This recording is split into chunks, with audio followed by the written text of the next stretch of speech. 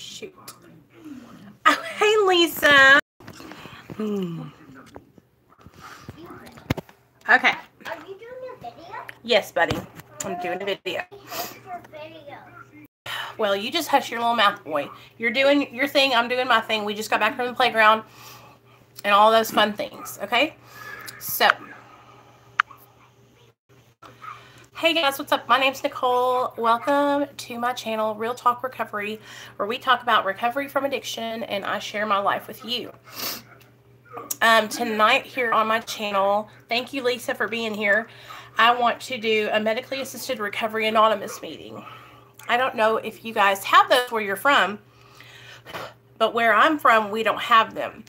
And what medically assisted recovery anonymous is it is a meeting for people who are on medically assisted treatment.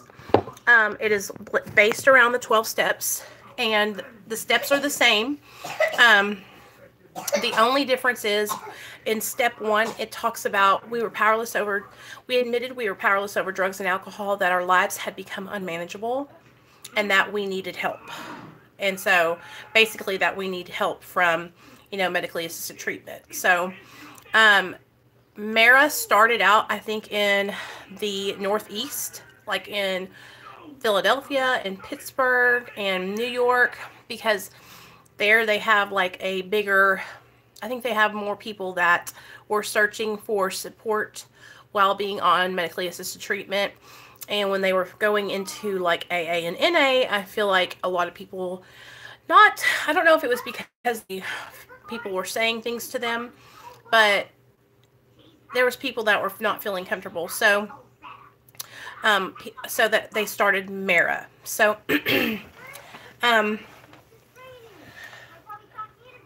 so that's what I want to do tonight. What I wanted to do. Hey, JJ, I'm so glad you made it. I messaged you back on what's it called? Twitter. So, I love the program, the 12 steps, right? And so when I found out that there was something called Mara, I was like, oh my gosh, this is amazing, because there's so many of us who maybe we just don't feel that comfortable when we go to a regular meeting. Maybe we don't feel comfortable sharing, that we're on Suboxone, or that we're on methadone, or that we're on Vivitrol. And I want there to be a spot where you guys feel comfortable sharing what you're going through and talking about your different issues while you're on medically assisted treatment and trying to stay clean and sober. Because contrary to popular belief, or contrary to what some people think, Suboxone and methadone, they don't keep you sober. It is still your choice every day what you wake up and do. Thank you. I finally got glasses that fit my face, you guys. So I'm feeling kind of good tonight. So Nate, I gave you my float. So I think what happens, this is just from my own experience. From my own experience, people who don't understand medically assisted treatment, they think that Suboxone, methadone, Vivitrol keeps the person sober. And that's just the farthest thing from the truth. We wake up every morning and we have a choice to make each morning, right? And so that's what I wanted tonight's topic to be about. I wanted to talk about tonight. I wanted to talk about the choices that we have to make each day. I wanted to talk about how we make the choice to stay sober every day. Maybe if you guys could help me in the comments, share with me and let me know what drives you to stay sober each day. What is your reason? What is your motivation for not shooting heroin anymore? What is your motivation for not shooting methamphetamine, or smoking meth, or snorting heroin, or taking pills? What is your motivation? What is it that makes you say, you know what? I deserve a better life. I have recovery. And what I'm going to do is I'm going to share with you guys what my motivation was at the very beginning, what my motivation was my first year, because each year that I've stayed sober away from drugs, my motivation and my reason for staying sober, it kind of changes a little bit. And it almost like grows, you know? The more that I get in touch with who I am in recovery, the more I learn about my character defects, the things I need to work on, and the more I learn to love myself, the more my purpose for staying sober changes. So I'm going to share with you guys what it was like when I first got sober and put on medically assisted treatment. So in July of 2015, I got out of treatment. I've been in treatment for 30 days. And the first 2 weeks of treatment, I was just balls to the wall. I was kicking it, y'all. I was getting high in treatment, eating Xanax bars, sleeping all day, just acting like a donkey. And I got caught. They were like, "Oh, ma'am, we're going to have to have you go." And I was like, "Please don't kick me out. Please don't kick me out." You know, and they're like, "Okay, we're going to give you one last chance." And I was like, "Oh, thank goodness." So they gave me one last chance. And those next 2 weeks, I buckled down and I started to really try to learn about the disease of addiction. I tried to look inside myself and figure out and asked myself, why am I doing this? Have you guys had that moment where you sat down in the mirror and you looked at yourself and you're like, why am I getting high? Why do I keep banging my head up against the wall? Why do I keep touching the hot flame, expecting not to get burned? Do you know what I'm saying? Why do I keep on eating poison and expecting not to have the shits the next day? You did that. You did that. You know? I did my butthole. Go, boy, go. Hi.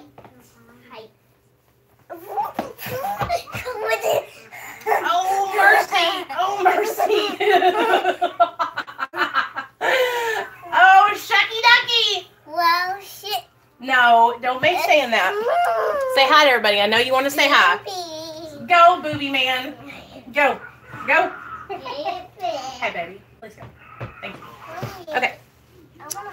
I love you. I want to stay with you. Okay, well, sit down. So I had to ask myself, I would look at myself in the mirror, and this is the last 2 weeks I was in treatment, and I was like, why do I keep doing this? Why do I keep getting high, even though I know that I'm going to lose my son, that I'm not going to have my family? Most of all, that I was going to lose my son, right?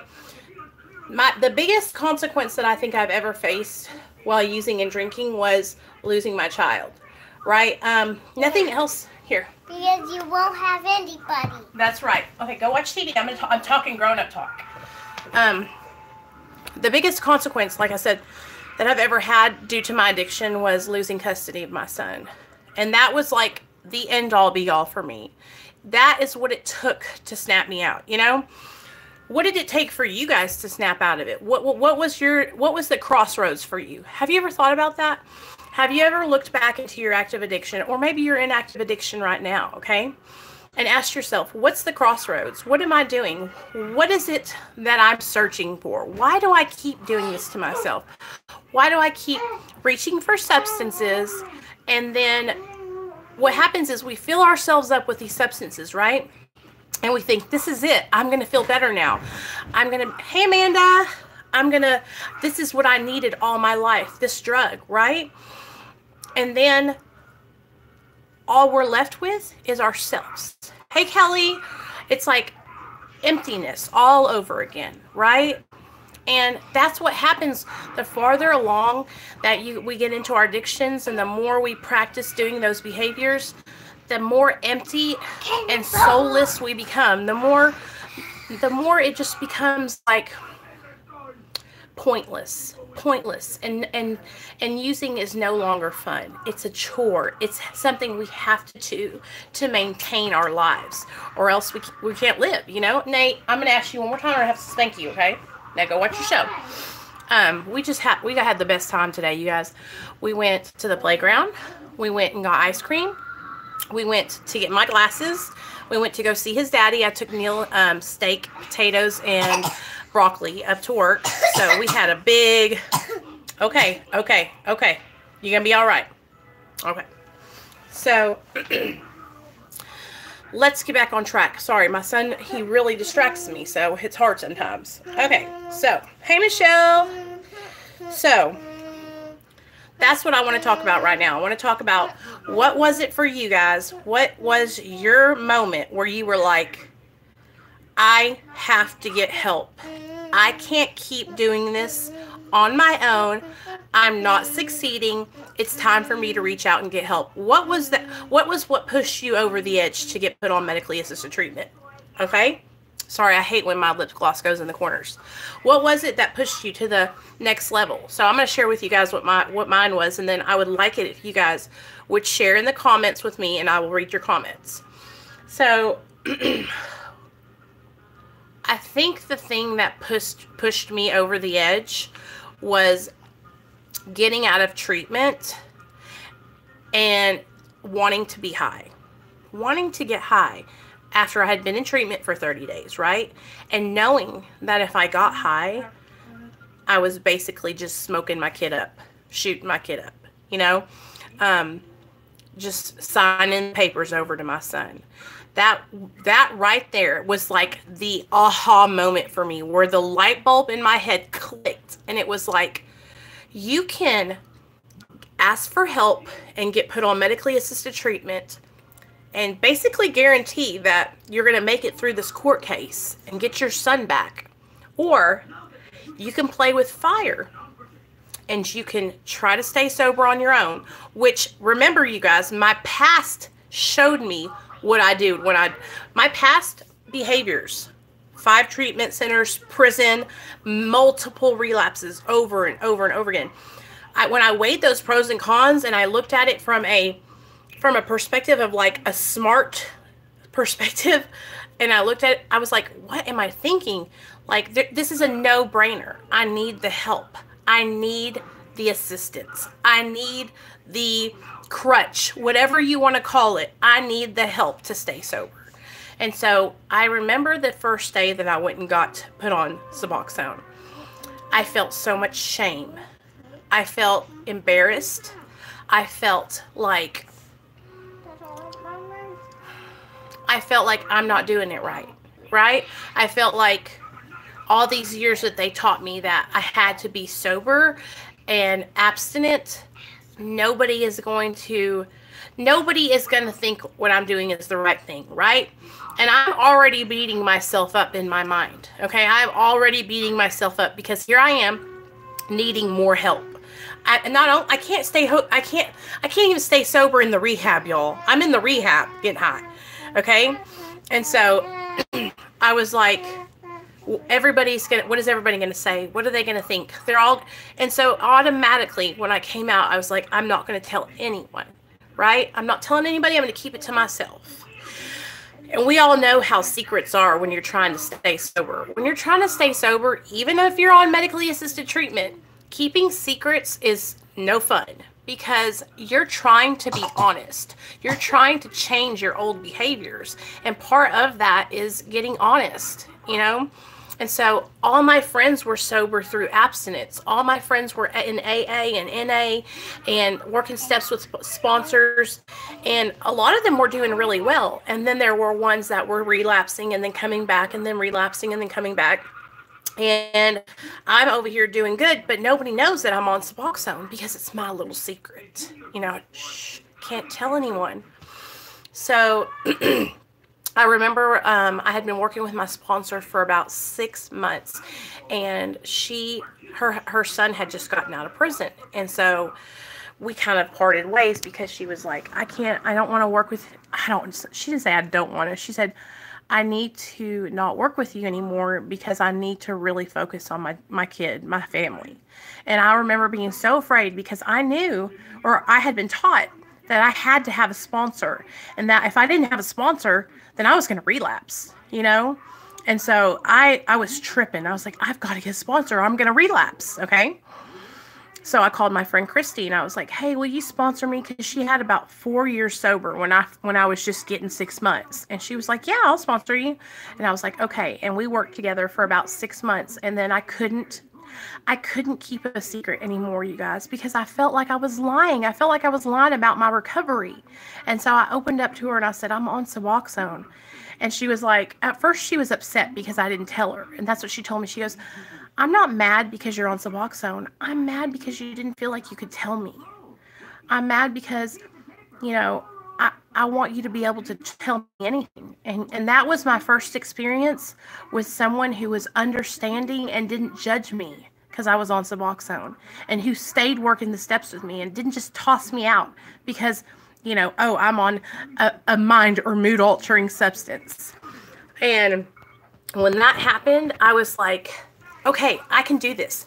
This is what AA and NA is all about. It's about tolerance and love and helping people and meeting them where they're at, right? Yeah, Amanda, I can totally relate. Okay, I'm going to read some of y'all's comments, okay? So JJ says, same. I lost temporary custody literally 9 days, and it was the absolute worst I've ever been through. I have 30 months today because I got on Suboxone after years and years of getting time and relapsing. JJ, that is so awesome. I'm so proud of you. Congratulations on 30 months. That is amazing. Lisa says, I didn't tell anyone at first either. My poor hubby thought I was cheating on him because he could tell I was being secretive. Oh. And then Amanda says, I haven't told anyone about my Suboxone except my mom. I feel so much shame. Amanda, it's okay. I understand. I've been there too. He was actually relieved when he found out the truth. He was just upset I thought I couldn't tell him about it. Lisa, that's how my sponsor was. She was just sad because I hadn't talked to her about it, you know? Telling the truth always makes me feel better in the end. For sure. Kelly says, you are a fantastic person, hun, and everyone in this chat are lovely. Thanks, Kel. Hey, Nick. Thanks, girl. So that's how I felt for a long time too, Amanda. Amanda E. Okay, let me tell you how I told my parents. I was really afraid to tell my mom and dad because you guys got to understand, I had been in an active addiction for about 15 years. And every time I would try to get sober, I would get my parents so excited. I'd be like, I'm doing it. I'm going to get sober. I'm going to change. And I would have all these promises, you know. I would have all these great ideas, all these things that I was going to do to change my life. And then I wouldn't even make it a couple months, you know. So my parents were like, what? I'm sure they were in New York when I got sober. And I'm sure they were like, well, we'll see what happens this time, you know.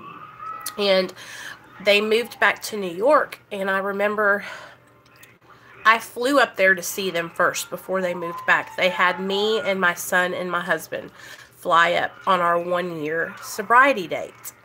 Me and Neil had stayed sober for 1 whole year. And we flew up there to see my parents.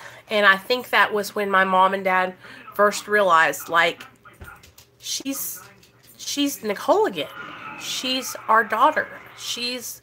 I was myself. My dad was so proud of me that he took me to go get, I remember it was yesterday.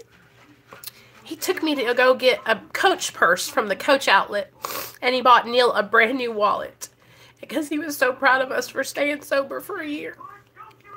And I had already told my mom that I was on Suboxone. I think I told her right when I got put on it because I wanted her to know what was going on because we were going through a custody battle, you know, trying to get my son back. And I remember telling her about the medication, and she was like, I was trying to explain to her what it was like, and my mom was like, you know, it doesn't matter because I can tell that you're different. I can tell that you're my daughter again. I can tell that you're sober. Because I went from, like I said, being a complete wreck all the time. Skinny, malnourished, hair falling out, just tweaked out all the time, to like my responsible, normal Nicole self, you know. And my mom and dad could tell that. And when I told them that I was on medically assisted treatment, they didn't even think twice about it. They didn't judge me, and they welcomed me with open arms. And, you know, to this day, we celebrate my recovery birthday, which is in July, you know. My son's birthday is July 4th, and then my sobriety date is July 13th. And this July will be 4 years.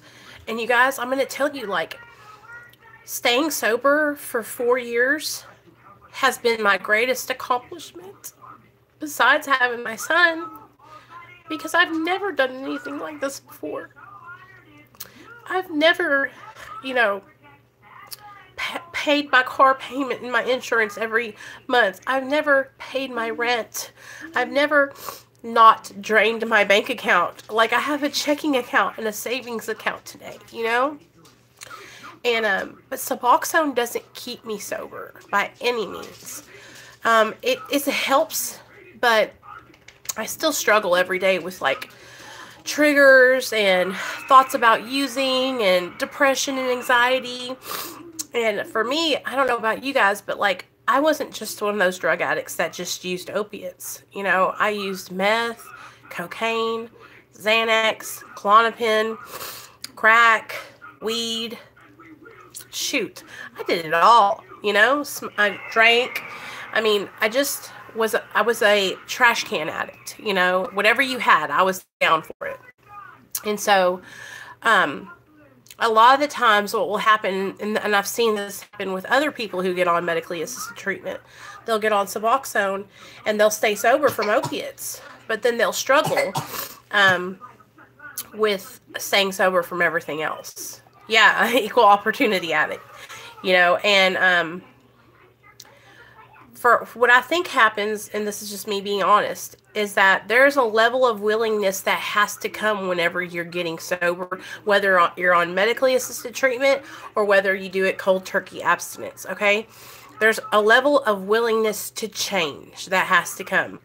And when you get sober and you get put on medically assisted treatment, you're either going to be willing to do everything it takes to stay sober from all drugs, or you're going to try and, like, use other drugs while you're on medically assisted treatment. And, like, for people that are using other drugs while they're on medically assisted treatment, then they're not getting the full benefit, you know? That's good, Julie, you know? We're only lying to ourselves, you know? We got to be honest to ourselves. JJ says, I hate seeing you cry, but I can relate to the happy tears. I'm so glad that you have that support, and I'm proud of you. You're a miracle, and your baby is so lucky to have a fighter for a mama. You know, I guess I just get teary-eyed because my parents mean so much to me, you guys. My dad and my mom are such good people, and I just know how much I put them through.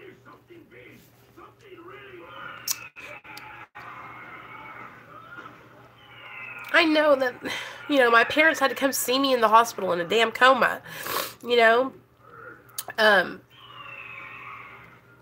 They would find needles in their house when I would go to see them, and they would drive up in the driveway, and I'd be in the bathroom shooting up, you know, and they'd find that my dope rigs everywhere.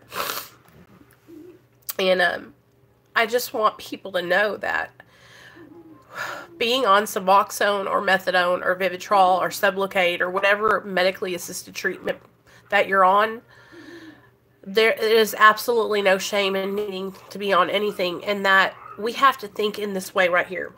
Harm reduction, okay? If an addict is out relapsing and using and getting high, then they have a high risk to dying, okay? If an addict gets into a program like medically assisted treatment and is given therapy and a 12-step program, then they are at a lower risk of dying. Therefore, their opportunity to get sober is at a higher percentage, because they have that time to be going through that therapy and that program while they are on medically assisted treatment. Do you understand? A lot of the times, if you're going through like treatment and you're just cycling in and out of rehab, when you're in rehab, they don't want you. Okay, a lot of rehabs, they don't want you to get put on Suboxone. Because when you put on Suboxone, you're not filtering through their treatment center relapse after relapse. Do you understand what I'm saying? When you're on Suboxone, people stay on Suboxone, and they're not getting high. They're not relapsing. They're not having to go in multiple times. Therefore, that money's not getting rotated through. Do you feel me? Okay. 5 treatment centers I've been to. Okay, 5 treatment centers, 30 days apiece. All 30-day treatment centers, all 12-step fellowship treatment centers. And I didn't stay sober after any of them. Okay? So, but now, being put on medically assisted treatment, it gave me the foundation to stand on to build my recovery. And so now look at me. I haven't picked up dope in 4 years. You guys, I haven't shot meth or heroin or Roxy's or taken Xanax in 4 years. Have I been presented the opportunity to get high? Absolutely. Absolutely. I used to have a girl that would come over and see me, okay? We were real close. And she took Xanaxes. And I remember one night she came over and I was not in a good way. I was having a bad day. I think I've told you guys this story before. And I told her, I was like, let me get one of them Xanaxes. So she gave me 2 footballs, right? Isn't that true, Amanda? Because if you're on sub, you're not filtering through their treatment centers. You're not recycled through. You feel me? It's all a cash grab, y'all. Gotta understand that. The treatment industry is a money-making fucking machine right now. Insurances are paying for people to go to treatment. My insurance paid for me to go to treatment $34,000 for 30 days. That's a lot of money. So if you're getting on Suboxone and you're not relapsing every 6 months, then you're not going into treatment once or twice a year. Think about it. And you see how all these people, all these treatment centers now are hiring like marketer coordinators and social media influencers and people that work for their treatment center to basically headhunt PPOs, insurances, and people that have insurance policies. That's why whenever you're seeking help, if you are looking for rehab, do your research. Do your research and make sure the person that is helping you, make sure they're not working for somebody. Because somebody like me, I don't work for a treatment center. I don't work for anybody. I will help you find rehab anywhere. I'm not going to be biased at what treatment center I put you in because I'm not getting paid by the treatment center. You dig? Do y'all feel what I'm saying? I've seen people not let other people get into, not give people treatment because they didn't have insurance. So they called this person said, oh, you don't have insurance, and just handed them off to somebody else. Right. It's just, you guys, it's, anyway, that's totally off topic, but that's what Suboxone is made for. It's for you to get stability and for you to get a foundation in recovery.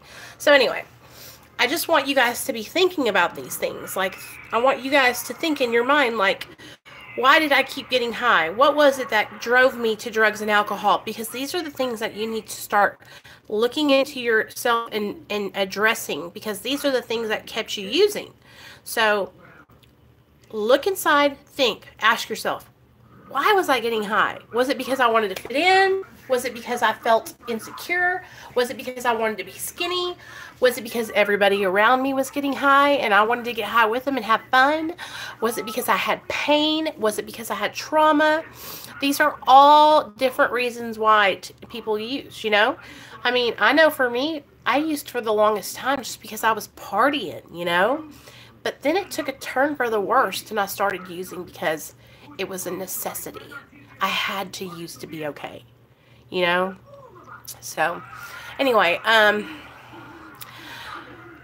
hope you guys are, you know, as excited as I am about doing these meetings every Friday. I really, really, really want to find some people that are on medically assisted treatment, that are doing well, that are staying sober, that are either working 12 steps or doing some other kind of recovery program to come on and facilitate a group here. You can do your own group. I'll give you the log on to my YouTube, and you can log on and do a video. You can do an hour-long, video about your story if you want. But I want this, my platform here, I want this to be a place where people who are on medically assisted treatment can have connections and have a voice to talk with each other. Hey, Leonard, I want you guys to feel like you have somewhere where you can be heard. I reached out to Dr. B from, his channel's called Dr. B, I think. And I asked him whenever they want to do a collaboration to hit me up, because I would love to have the doctor on the channel to answer any questions you guys have about medically assisted treatment. Maybe some of you haven't gotten on it and you're thinking about getting on it. Maybe some of you are in active addiction and you want to know if it would be a good fit for you. And so I want to have Dr. B on the channel to talk about that. And I want to have Doc Park on the channel and see if he'll talk with you guys. He put up a video the other day about, I think it was like a St. Patrick's Day video, Doc Park did. But I want you guys to know that, like, your recovery is valid. And just because you're on medically assisted treatment doesn't mean that you don't want to be sober. It doesn't mean that you're not serious about your recovery. It doesn't mean that you're still using. You are absolutely sober. As long as you are moving forward and making good choices and not using illicit drugs and going out and lying, cheating, and stealing, then you're in recovery, and I'm proud of you. Because here's the deal, you guys. It's a huge, huge, huge decision to choose to get help. Our pride stops us from doing that. And it's so hard. Man, I'm telling you what, you guys. Hey, Jamie. My pride kept me from getting help for so long. And I struggled for years because I thought I could do it on my own. And I'd probably be sober 10 years by now if I had shut up and just asked for help. Do y'all know what I'm saying? I would have probably been sober 10 years. Hey, Captain, if I had just shut up and reached out for help.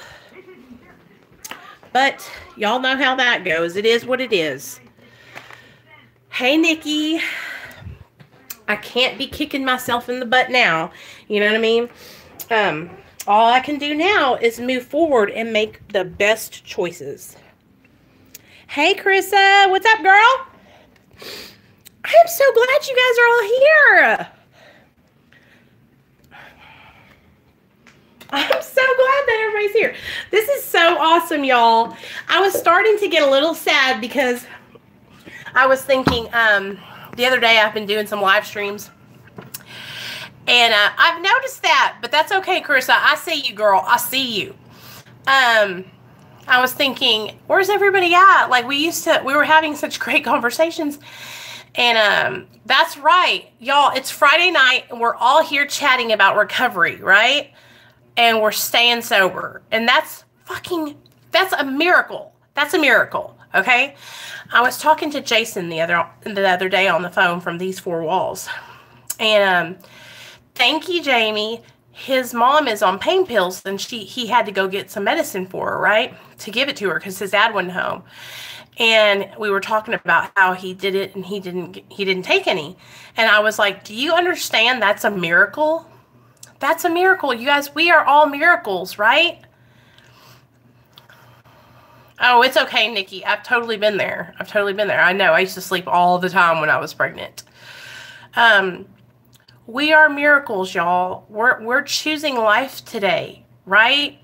And I've never chose life before, like I was choosing death every day for fucking 15 years. And so to go from choosing death every day to choosing life, man, doesn't it feel good, y'all? Now listen, life's not perfect. We all have our ups and downs. We got our struggles. We got drama. We got people in our lives that want to be funny and stuff. But for the most part, like, life is good today. Look, I could get some new spectacles. Back in the day, I couldn't get no spectacles because I didn't have no money to get spectacles. But now I can get my new spectacles. Do you guys know that saying? Spectacles, testicles, wallet, and watch. So I'm grateful, y'all. I'm grateful for you guys. I want my medically assisted treatment girls and boys to know that they have a home here on my channel, and that I'm proud of you guys, and that just keep doing what you're doing and don't let anybody ever make you feel different. You know, like I was telling you guys that story earlier today about my friend Ashley. Ashley would probably still be here today if she had gotten on medically assisted treatment. She wouldn't be dead. You know, so instead of shaming and, you know, putting our opinions out, we got to be real careful, you guys, because this is life and death, okay? Addiction is not a game. And, you know, I get a lot of fucking kickback because I'm so serious about addiction not being a game. And I don't cut corners, and I don't pussyfoot around the problem. If you're getting high, you're going to die. Okay? And if you haven't already died yet, your life is you're going to go nowhere. If you're still getting fucked up, mark my words. Eventually, you'll get to where I was at, and you will be shooting up. You'll be selling the kitty. You'll be stealing. You'll be cheating, lying, everything. There's only one way addiction goes, and that's down. And so, you know, I get a lot of flack because of that. I'm not going to say, oh, it's okay, you guys. That's relapse. It's part of recovery. No, it doesn't have to be part of your recovery. You do not have to relapse. You know what I'm saying? And I would rather you not, because I don't want you to die. Because that one relapse could be your last fucking day. Do you feel me? Do you hear what I'm saying?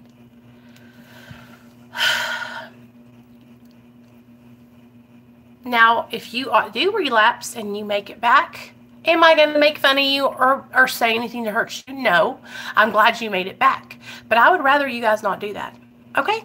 I would rather you not. Because that's just you guys, it's just such a fucking, it's a gamble on your life, okay? And I know when we're in active addiction, we're not thinking about dying. We're not thinking that we can die. We think we're untouchable. We think it'll never happen to us, right? That's what I always thought. I was like, it'll never happen to me. And then I was waking up in the hospital on overdoses, you know? It'll never happen to you until it happens to you, you know? And you got to just get to this point, y'all, where you're like, yo, I'm not willing to fucking die today. Okay? And I don't give a damn what I got to do to stay sober.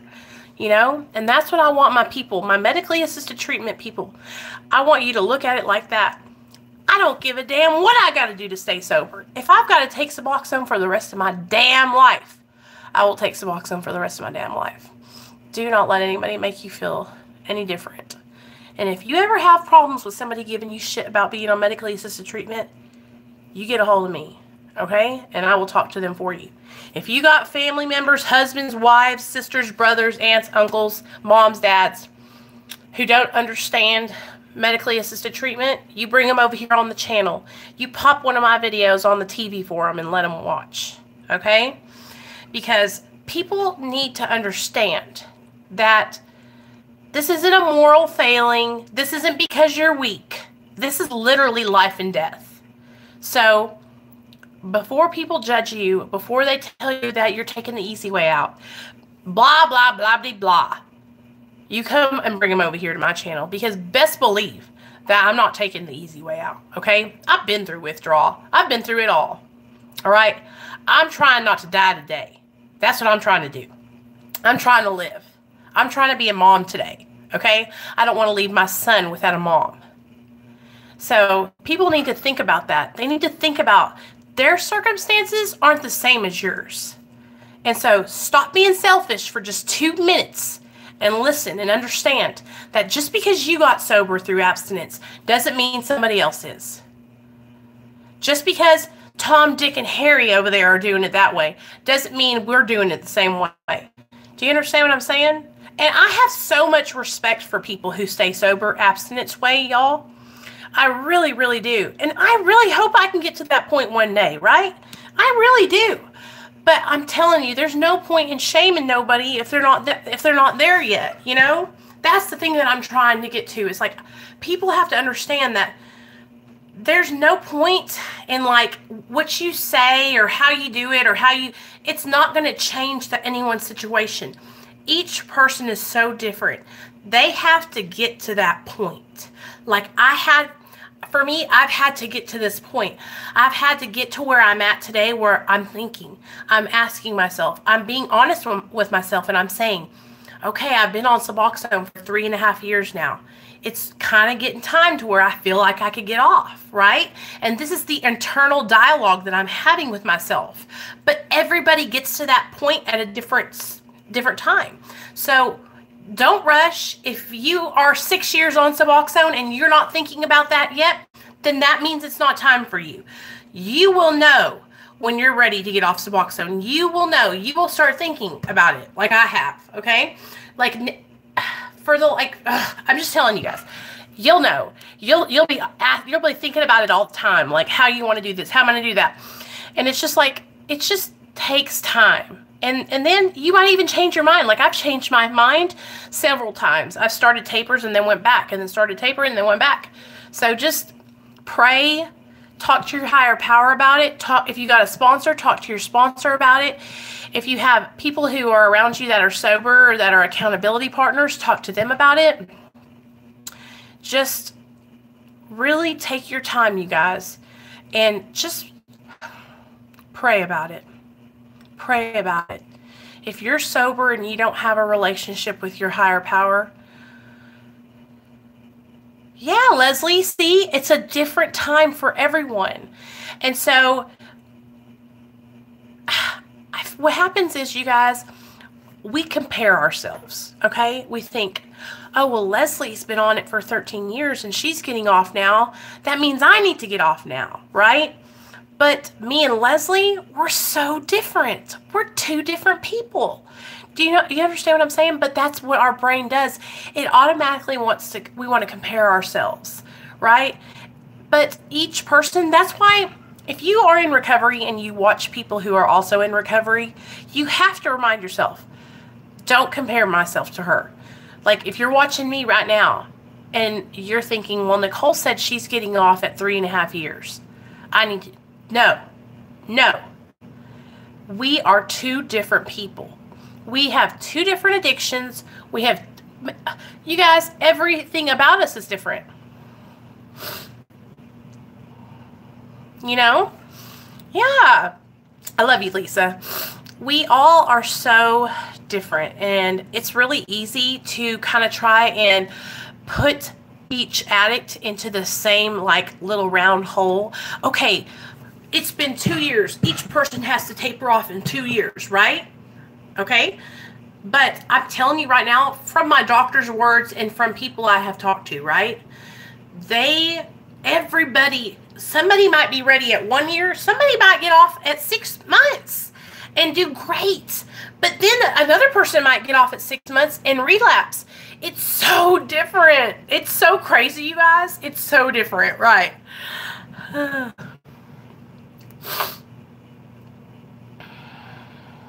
Oh, good, Amanda. That's great. See? And see, for someone else, Amanda, they might have been on Suboxone and changed to methadone, and me doing so great.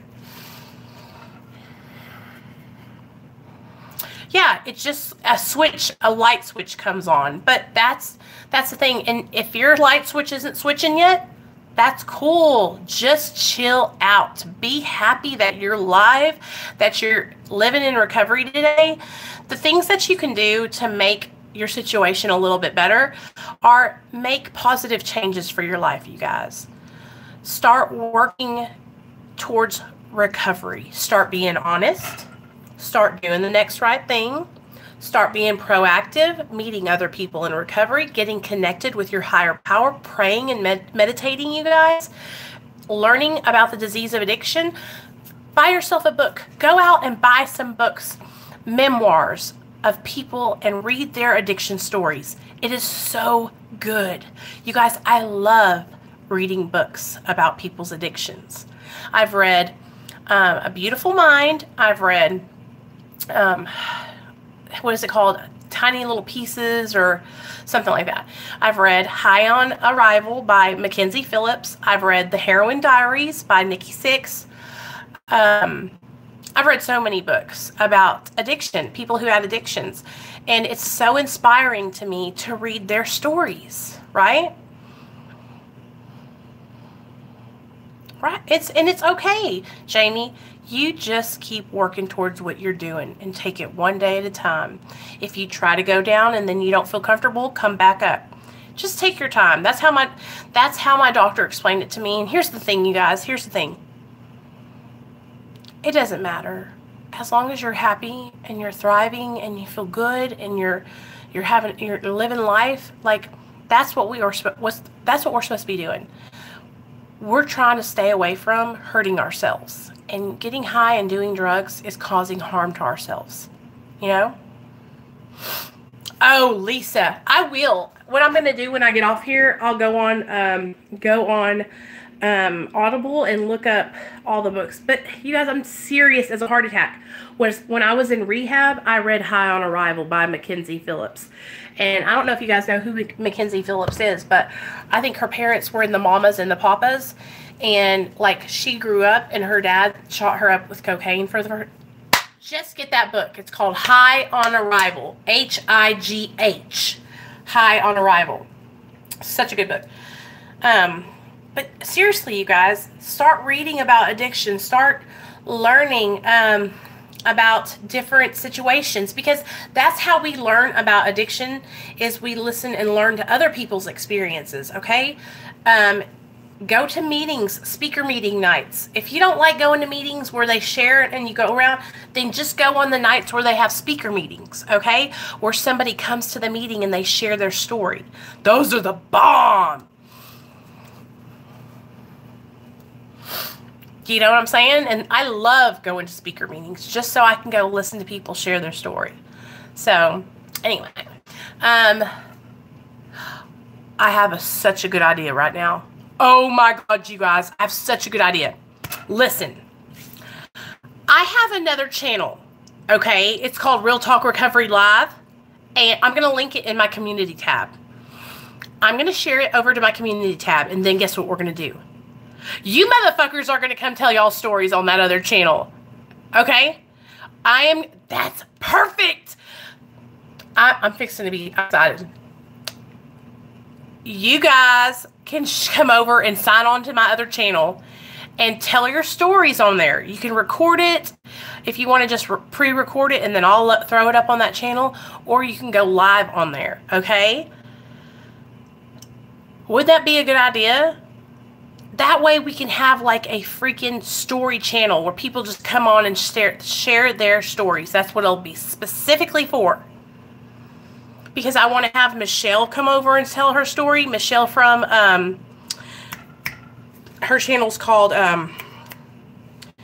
Amputated from Addiction. I want to have her come over and tell her story. Is it private? What do you mean is it private? It's just another channel. It's like literally another channel. A YouTube channel. And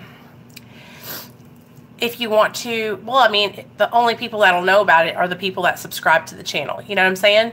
But that's what we can use that channel for. We can use that channel just to have people on to tell their stories. This is going to be epic. Because here's the deal, you guys. Like, I'm not trying to be like famous or nothing off YouTube. I'm just trying to share my stories. And I want you guys to share your stories too. Share your, and if you're afraid, do not be afraid, okay?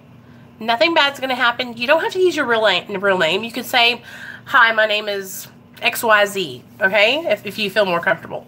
But your face is gonna be on there. But anyway, if you want to do that, email me and I'll send you the login and you can log on there and put a video up for me, okay? But yeah, it'll be good. So anyway, I'm gonna get a hold of Michelle and let her know that right now because she's been wanting to tell her story. And then once she gets it up there, I'll share it over here to my community tab. Hi, my name is Bob.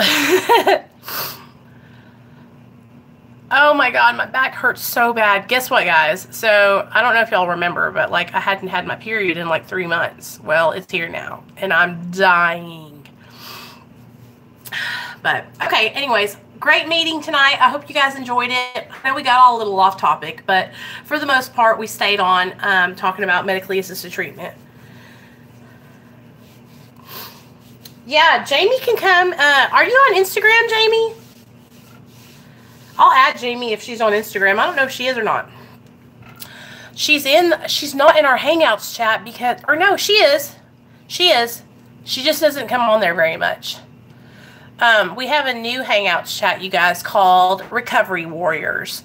And it's a smaller group of girls. And yeah, if any of you want to come over and join that Hangout, you're more than welcome to. I will open up the link and I will post it in the community tab if you guys want to come over and join. But I try to keep it kind of small and just to the people that want to be there, you know. But anyways, I love you guys. I really, really just want y'all to know how much having this community means to me and how much it helps me. You guys help me stay sober. And I'm just so grateful for all of you guys. I'm just so thankful to have people who understand what it's like, you know. Because for so long, for the first 1.5 years, 2 years, I felt like I was all by myself on Suboxone and nobody understood, you know. So I'm just really grateful and I love my life today. So I'm so thankful. So anyway, I'll see you guys later and thanks so much. And don't forget, every Friday night at 7:30, we're going to do this every Friday. So that's just one night a week. So if you guys can make it, that would be so cool. All right, y'all. Yeah, Amanda. So that's what we're going to do. I'll link my other channel in the community tab. So look for that. Okay, you guys? All right.